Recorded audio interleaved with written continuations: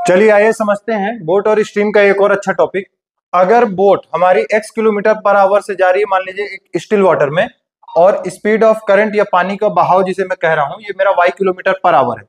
अगर दोनों same direction में जा रही हैं तो हमको पता है स्पीड इन डाउन स्ट्रीम जो कि होता है x प्लस वाई।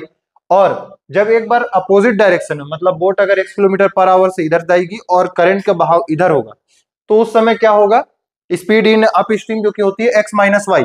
तो देखते हैं इसमें, अगर सेम डिस्टेंस डी ट्रेवल करना है बोट को, एक बार जाना है एक बार आना है, तो जाते समय मान लिया ये डाउन स्ट्रीम में जा रही है और आते समय ये अप स्ट्रीम में जा रही है, तो जाने में जो टाइम लगा उसको मैं T1 कह रहा हूं, टाइम टेकन इन डाउन स्ट्रीम।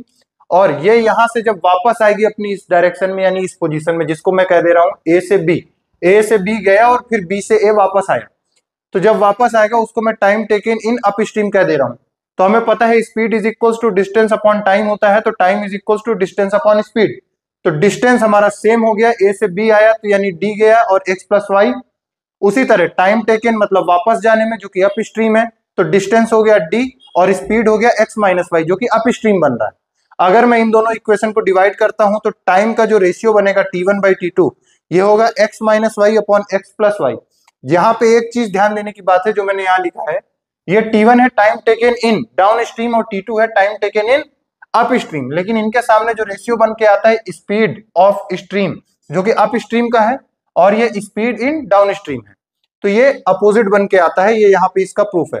तो ऐसे ही वीडियो देखने के लिए हमारे साथ जुड़े रहिए।